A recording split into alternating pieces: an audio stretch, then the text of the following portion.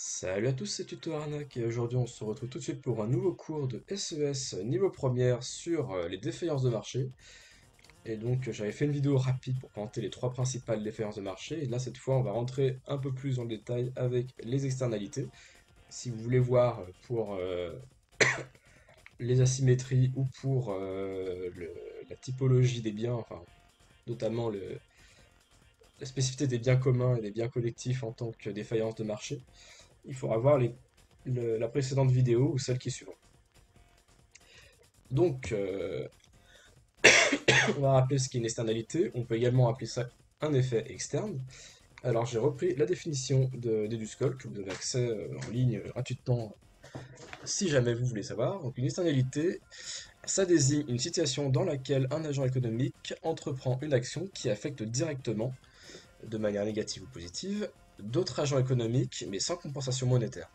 Donc, dès lors, on comprend qu'on en a qui sont plutôt positives et d'autres négatives. On continue. Donc, une externalité. Donc elles sont positives lorsque le bien-être collectif il est accru par l'activité d'un agent économique. Donc tout bêtement, c'est lorsque un agent économique effectue quelque chose, un agent économique ça peut être soit le consommateur, soit le producteur, bah, lorsqu'il qu'il participe à cette activité économique, il va générer un certain nombre d'effets. Et donc là, on s'intéresse aux effets qui sont positifs, c'est-à-dire qui sont bénéfiques à l'ensemble de la collectivité. Donc j'ai mis quelques exemples. Donc on a un exemple qu'on prend quasiment tout le temps parce que c'est un cas d'école. Le producteur de pommes, donc l'arboriculteur, qui habiterait à côté d'un apiculteur, et ben les deux en fait vont s'auto-entretenir. Pourquoi? Parce que les pommes vont être la production de pommes va être facilitée par la pollinisation des abeilles. Ça va faire en sorte qu'il y a plus de pommes, plus d'arbres qui poussent mieux, etc. Les pommiers faisant des fleurs, les fleurs vont pouvoir polliniser ces pommiers. Et quand elles vont rentrer à la ruche chez l'apiculteur, elles vont pouvoir faire du miel tout simplement et de bonne qualité. Donc voilà, donc en fait on a un marché sans le vouloir, ils sont mis à côté et les deux s'entretiennent gratuitement. Donc c'est pour ça qu'on parle d'externalité positive. J'ai mis d'autres cas de figure. On prend par exemple, alors celui-là qui n'est pas tout à fait évident. Admettons que vous êtes une entreprise, vous formez un employé, et à un moment donné, cet employé il va partir et il va aller dans une autre entreprise. Donc là, si on s'arrête ici, vous pouvez vous dire, bah du coup c'est une perte puisqu'elle a formé pour rien un employé. Oui, mais l'autre entreprise, elle va pouvoir bénéficier de cette formation sans avoir à supporter ce coût. Il faut imaginer que toutes les entreprises, donc le secteur hein, quand même, elles vont faire ça entre elles. Ce qui fait qu'au niveau collectif, c'est ça qu'on parle de la collectivité, il y aura une éternalité qui sera positive. On n'aura pas besoin de former à chaque fois, tout le temps, tout le temps, tout le temps, les personnes dans l'entreprise. On aura exactement la même chose avec l'éducation, niveau de l'éducation scolaire, formation, etc. Et ben, les acquis qui sont acquis par endroit, bah, ils vont servir dans d'autres. Donc c'est ça, voilà, c'est en ça que c'est une externalité qui est positive. Et j'ai enfin un autre exemple. Mettons qu'on a une boulangerie qui va s'installer à côté d'un livreur de journaux, ça peut être n'importe quoi, un tabac presse. Et bien pourquoi ça va être une externalité positive? Et bien tout simplement parce qu'en se regroupant, en faisant un foyer en fait où on a des activités à faire pour le consommateur, et bien les deux vont s'autoporter. Ça va créer un centre d'intérêt pour ce lieu et augmenter les ventes des deux. C'est pas forcément une volonté de s'être implanté à côté, mais c'est la conséquence de cela. Si on éparpille toute l'activité, on peut garantir qu'il y en aura beaucoup moins. Les consommateurs seront plus enclins à sacrifier certaines choses parce que c'est trop loin, pas le temps, ou alors il y a des choses qui les intéressent simplement pas.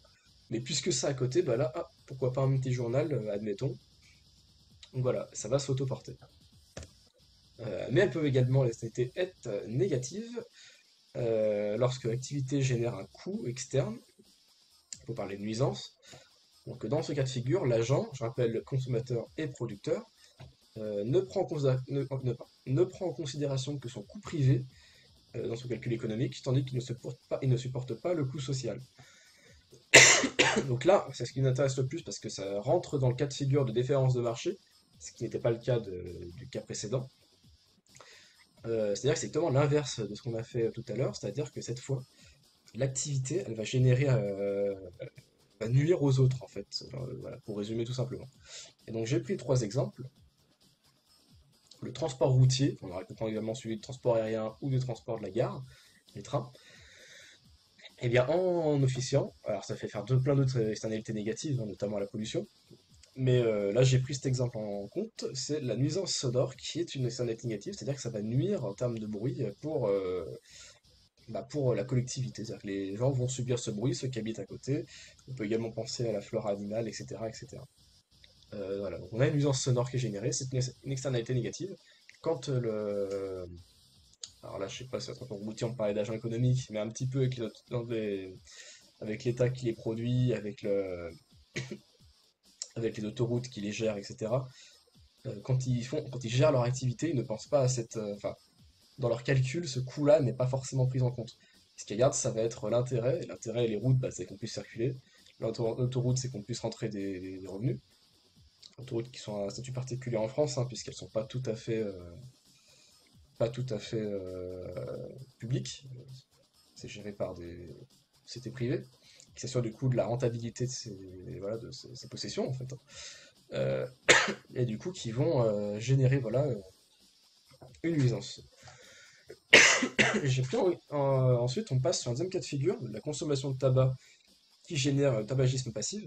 Alors là, du coup, j'ai pris cet exemple pourquoi? Parce que c'est un cas de consommateur cette fois et non pas un producteur, mais qui va également être générer une externalité externe, laquelle bah, c'est que tout d'abord, déjà en consommant le tabac, il va lui-même s'infliger des problèmes de santé, mais sans le vouloir, c'est pas une volonté des fumeurs si je peux dire ça comme ça, d'empoisonner autrui, et bien il va propager la fumée sur l'ensemble des gens qui se trouveront autour de lui, et ça va générer des maladies tout aussi graves, hein, qui vont se répercuter du coup sur la santé publique et également sur les finances publiques, puisqu'il faut savoir que on n'en parle pas beaucoup parce que c'est tellement moins vendeur, mais ça coûte une fortune tous les soins et tout ce qui est mis en place pour le tabagisme, hein.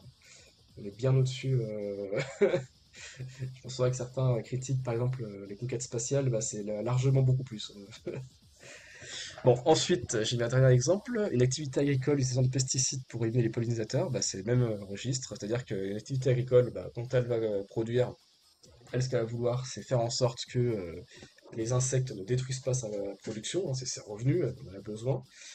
Et pour la petite histoire, je rappelle que, bon, ça c'est beaucoup trop loin pour beaucoup, je pense, mais en Irlande, au 19e siècle, si je dis pas de bêtises, il y a eu une épidémie de champignons, hein, qui a massacré une pomme de terre et qui a été l'origine d'une famine qui a fait des millions de morts en Irlande.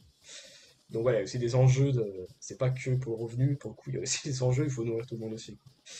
Bon, après, je pense pas que c'est comme ça que c'est résolu. On est toujours dans un calcul de coût privé, hein, bien sûr. Mais bref, du coup, en voulant tuer les animaux qui pourraient nuire à la production, que ce soit du blé, du maïs, etc., eh bien, ça va avoir pour conséquence de détruire les pollinisateurs, donc les abeilles. Et du coup, pour l'histoire dont si on revient sur l'arboriculteur ou pour l'apiculteur, bah, eux, ils vont perdre le calcul. Sans parler c'est une perte également en patrimoine naturel, bien sûr. Et les pesticides, en plus, là, j'ai pris que l'exemple des pollinisateurs, mais en réalité, c'est pire que ça, c'est que ça va dans les sols, dans les eaux. On a également les engrais qui créent des problèmes. En Bretagne, notamment, dans les eaux, bah, ça fait les algues vertes, comme on avait vu. Parce que tout les engrais se retrouvent dans l'eau et du coup, les algues prolifèrent. Et les algues, après, je sais pas si t'as échoué sur la plage et bon mot, mais bref, on les retrouve sur la plage. Et en se décomposant, non seulement ça rend les plages impraticables, mais surtout, je crois qu'en plus, ça peut être dangereux. En se décomposant, ça génère des gaz toxiques, il me semble. Donc voilà, on a plein de problèmes comme ça qui sont pas du tout prévus par les activités économiques, qui pourtant nuisent à la collectivité.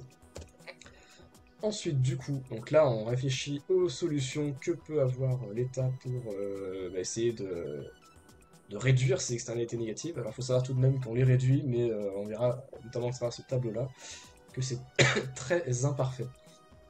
Alors, tout d'abord, on a la réglementation.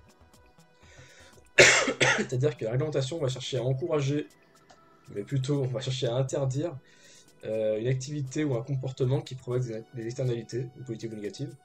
Donc l'histoire de l'encouragement, c'est plutôt pour ce qui est positif, et l'interdiction, c'est plutôt pour ce qui est négatif. Euh, donc là, on a un exemple, les normes c'est bizarre parce que je pense que j'ai dû faire une faute de frappe quand j'ai rédigé. Mais bref, les normes qu'on peut mettre en place dans l'industrie de l'automobile, donc là, il a pris l'exemple des plots cataleptiques, et bien tout simplement, ça va permettre de réduire la pollution. On a également l'interdiction de fumer dans l'espace public. Bah, c'est pour tout ce qui est, on revient tout à l'heure sur le tabagisme passif. On revient sur l'enjeu de santé publique et sur le fait que bah, du coup ça va tenter de réduire cette externalité négative là. Faut savoir que le Japon est allé plus loin en la matière. Eux, c'est carrément même à l'extérieur, des zones publiques, enfin plutôt des zones fumeurs qu'ils ont mis en place. Et on a interdiction de fumer en dehors de ces zones-là. L'intérêt, bah, du coup, c'est que c'est plutôt relativement facile à mettre en œuvre, c'est-à-dire qu'on met la loi et elle est appliquée, ou pas. Mais voilà, en théorie, elle est pratique à mettre en œuvre, et elle est relativement assez efficace, puisque logiquement, il n'y a pas de oui et de mais, il n'y a que des oui ou des non, quoi. Voilà, donc c'est plutôt très efficace, et ça permet d'agir dans l'urgence. Voilà. Mais le problème, par contre, donc les limites, là, on arrive sur les limites, du coup, c'est que bah, ça va toucher de manière inégaux la population. C'est-à-dire que quand on a de l'argent, oui, on peut se permettre de faire certains efforts. Prends exemple l'industrie automobile, il n'empêche que c'est à leur charge les coûts. L'État, pour le coup, ne se mouille pas tellement. Deuxièmement, on peut également ne pas la respecter. C'est ce qui se passe, on le voit avec les limites de vitesse pour le pic de pollution. Il y en a qui s'en fichent. On a également aussi pour... alors, moi je sais que je suis vers Lyon. Des fois ils font l'histoire des plaques d'immatriculation pair et impair. On peut avoir des gens qui peuvent s'amuser à changer de plaque. Donc voilà, on a ce problème-là voilà, qui se pose. Et puis également, du coup, pour la faire respecter, il faut également qu'il y ait des contrôles et ça génère des coûts, hein, tout ça. Ensuite, la deuxième possibilité, c'est de mettre en place des taxes. Comme on l'a vu, c'est plutôt très controversé, notamment avec les gilets jaunes. Alors, donc ça consiste, le principe pollueur-payeur, c'est-à-dire que ceux qui payent vont payer leur pollution, quoi, en fait, hein, tout simplement. Donc on peut mettre des écotaxes sur l'activité polluante pour réduire la pollution. Donc concrètement, ça se traduit par des taxes carbone sur les émissions de CO2 principalement. On a également des taxes qui ont été mises sur les cigarettes si on veut revenir encore une fois dans le sujet. Et voilà, c'est ce genre de choses. Alors l'intérêt, c'est que ça va plutôt inciter à réduire la pollution, puisque du coup, vu que ça coûte, bah, les gens vont rationnellement essayer de réduire leurs coûts. Et deuxièmement, l'intérêt, c'est que ça va générer des recettes pour l'État, et double avantage, c'est que ça va lui permettre de réinvestir cet argent. Alors en théorie, hein, est-ce que ça se fait concrètement, j'en sais rien. Mais ça va permettre de réinvestir dans des activités de dépollution. Voilà. Donc c'est pour ça que c'est plutôt ce qu'on voit, ce qui est privilégié actuellement. Et même si ça a été très controversé pendant les Gilets jaunes, notamment avec le montant du carburant, parce que certains critiquaient le fait que, en fonction de son dépendant ou pas de la voiture d'où on habite, et évidemment de son niveau de revenu, bah, on était inégalement concerné par cette mesure. Donc les limites, bah, du coup, c'est que ça n'a aucun effet sur la pollution si le montant est trop faible. Si c'est pas dissuasif, ça n'aura pas d'impact. Et voilà, on revient sur l'histoire de ce que je viens de dire tout à l'heure à 2 secondes, c'est sur l'histoire de l'injustice en termes d'équité. Encore une fois, la fiscalité, elle pèse davantage sur sur les ménages les plus pauvres. Et le pire dans tout ça, c'est que les ménages les plus pauvres, bah, c'est eux qui consomment le plus de cigarettes, il me semble. Et si on revient du coup pour les gilets jaunes dont je parlais tout à l'heure, sur la taxe carburant, c'est pareil, ceux qui ont les moyens, ils s'en fichent, ils vont la payer l'essence. Par contre, ceux qui galèrent, c'est un frais incompressible, c'est-à-dire que dans tous les cas, ce sera dans le budget. Ça va juste réduire leur niveau de vie et rien d'autre, quoi. Ça va pas forcément... Voilà, donc c'est un problème. Et enfin, mais celui-là est quand même moins important, et voilà, on a plutôt montré les limites. Les marchés de quotas. Alors c'est plutôt mis en place à l'échelle de l'Europe, hein, il me semble bien. Non pas seulement à l'échelle de l'État. Donc en fait, tout simplement, ça repose sur la mise en place de permis d'émission polluantes qui vont être distribués aux entreprises. Et l'idée, c'est qu'une entreprise, lorsqu'elle a trop de permis de polluer, ben, elle va pouvoir les revendre à d'autres entreprises qui, elles, n'ont pas assez de permis, si elles dépassent leur permis de pollution. Voilà. Donc en fait, celles qui polluent pas, elles peuvent en revendre, et celles qui polluent plus peuvent les racheter.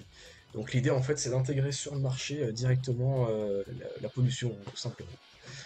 Euh, donc voilà, c'est ce que je disais il y a 2 secondes. Donc l'Union Européenne a mis ça en place. Alors l'intérêt, c'est que le prix des permis, il augmente si l'offre de permis est inférieure à la demande. Donc polluer, ça peut coûter plus cher, et dépolluer devient plus rentable. En fait, concrètement, ce qu'il faut comprendre, c'est que les entreprises vont être incitées à dépolluer, puisqu'après elles pourront revendre ces permis, est relativement plus cher en plus, parce que plus voilà, moins il y a mis en place de permis sur le marché, plus ça va coûter cher en fait. Et, euh, et inversement, polluer ça va coûter cher, donc on va acheter les réduire. Donc voilà, donc ça va être ça l'incitation. Après la limite c'est que le prix des permis il baisse si l'offre de permis est supérieure à la demande. Donc en fait on en a toujours le même problème que tout à l'heure avec les taxes, c'est-à-dire que si c'est pas dissuasif, ça marche pas. Euh, et donc voilà. Dans cette occurrence, si c'est le cas, bah, ça devient un peu coûteux. Moi je dirais qu'il y a quand même d'autres problèmes. Bah, d'autres avantages aussi, c'est-à-dire que par exemple, logiquement, normalement, comme c'est l'Union Européenne, en l'occurrence, qui règle la pollution qu'on est censé pas dépasser, avec les permis à points qu'elle distribue, enfin les permis de pollution qu'elle distribue, logiquement, elle peut faire en sorte de pas dépasser ce seuil. Dans les faits, est-ce que c'est respecté? Je ne suis pas sûr. Et, euh, et puis, comme certains disent, le problème, c'est qu'en fait, c'est un peu une incitation à acheter de la bêtise, quoi, en fait, hein. Voilà, c'est un peu, voilà, c'est une solution qui est un peu controversée, on va dire. Mais qui est pas forcément inintéressante non plus. En tout cas, qui est pas mal à connaître. Donc voilà, donc là, je vous ai mis ça. Alors, c'est pas hyper, voilà, paniquez pas si c'est très moche. S'il y a des chiffres et voilà, des courbes de partout. C'est tout simplement pour vous montrer un petit peu l'impact des taxes sur les ventes de véhicules diesel. Pardon, c'est un exemple, véhicule diesel bien sûr. On sait que ça pollue quand même pas mal les transports, notamment et également dans l'industrie. Où on voit sur le graphique de gauche, où on voit voilà, ce graphique-là, on voit que la mise en place progressive de taxes, on voit que ça augmente, hein, eh bien ça s'est joint d'une diminution du nombre de voitures en circulation. Donc là, c'est répertorié par rapport à l'immatriculation. Voilà, au fil du temps. Donc on voit que ça a quand même un impact qui est plutôt efficace malgré tout. Alors après, voilà, on peut discuter, hein. Je sais que certains critiquent le fait que la voiture diesel ce serait pas forcément moins polluant que l'essence. Du moins, c'est ce qu'on disait il y a quelques années. Euh, Certains également critiquent la voiture électrique pour plein de raisons. Voilà. Et donc je vous ai mis également ce graphique qui est pas forcément plus simple à comprendre, mais qui est censé reprendre un peu celui-là, hein, où on voit que si on prend les courbes de l'offre et de la demande, eh bien on voit que lorsque on augmente voilà, là c'est par rapport à l'offre, hein, c'est représenté par l'offre, l'histoire de l'augmentation des taxes. Lorsqu'on augmente du coup les taxes, eh bien on voit que on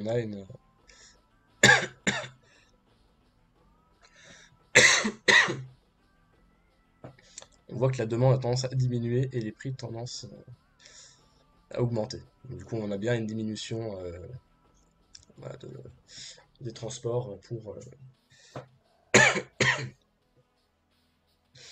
on a bien une diminution voilà, de l'utilisation de la voiture diesel. Donc voilà. Mais on a également, là, j'en ai pas parlé pour l'instant, j'ai parlé que des mesures qui étaient plutôt à manière de faire payer, voilà. Des mesures plutôt pessimistes, on va dire, comme j'appelle ça. C'est-à-dire qu'on là, pour le coup, c'est contribuable, enfin, producteur, consommateur qui paye. Mais on a également des fois, j'ai tenu quand même à le souligner, des mesures de subvention incitative qui sont mises en place par l'État. Donc j'ai pris trois exemples parce que je pense que ça sert à rien d'en dire 50, hein. Par exemple, on a le premier exemple, et là-dessus je l'ai mis parce que je suis complètement concerné. Quand j'étais étudiant, j'avais pas de voiture malheureusement parce que j'avais raté mon permis et je n'avais pas le choix d'avoir recours à un vélo électrique. Et il s'avère que bah, c'était bien parce que c'était à peu près la période, il me semble. Et je pense effectivement que j'avais une réduction. C'est qu'en gros, concrètement, on a une aide voilà, jusqu'à 300 euros qui est accordée par l'État à ceux qui décident d'acquérir un vélo à assistance électrique. Selon après, c'est en fonction de leur niveau de revenu quand même. L'idée, c'est toujours une fois de respecter l'équité. C'est-à-dire que les ménages les plus riches, ça sert à rien qu'ils aient des avantages. Et les plus pauvres, eux, par contre, il faut qu'ils les aient. Alors, pourquoi vélo électrique? Bah, tout simplement parce que c'est un vélo. Enfin, le vélo électrique, il est relativement écologique par rapport à une voiture. Ça va de soi que ça pollue moins. Et ça reste tout de même assez confortable pour inciter les gens à le faire qu'un vélo normal. Alors beaucoup de font envie, je sais bien, mais ça demande quand même un effort physique. Dans les montées, je sais de quoi je parle, c'est pas forcément évident tous les jours. Et donc voilà, c'est une transition relativement douce, quoi. Donc c'est ça l'idée. Après, dans les faits, j'ai pas spécialement envie de retourner au vélo électrique. Mais voilà, c'est une mesure qui a été mise en place en 2017. On a également, oula, je sais pas ce que j'ai écrit. Oula, oula, d'anciens véhicules. Bref, je retoucherai ça sur mes diapos. On a également l'État qui peut mettre en place des aides à la reprise d'anciens véhicules, et notamment les plus polluants en fait. Je pense que j'ai dû corriger la phrase, c'est pour ça que c'est comme ça. Euh, voilà, pour encourager notamment la voiture électrique très souvent, ou au moins des véhicules moins polluants. Alors comme je disais tout à l'heure, la voiture électrique c'est relativement quand même très controversé. C'est sujet à débat, notamment dans les pays comme l'Allemagne où ça consomme très majoritairement du charbon. En France, on a le nucléaire, donc théoriquement ça consomme moins, mais c'est également sujet à débat. Et des questions se posent autour des ressources, notamment lithium également.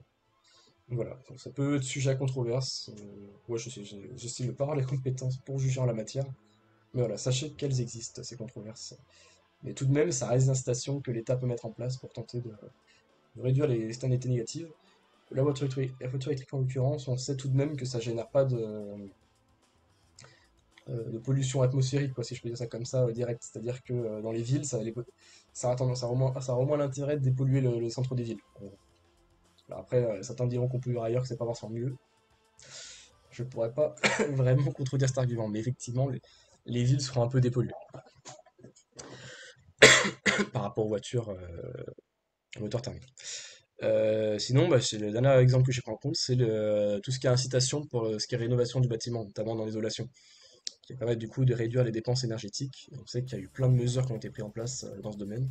Et pour le coup, ça, c'est relativement efficace. Euh, et donc voilà, moi je pense que j'ai fini du coup. Donc voilà, ce sera tout pour cette vidéo qui était juste, encore une fois, je rappelle, sur les externalités.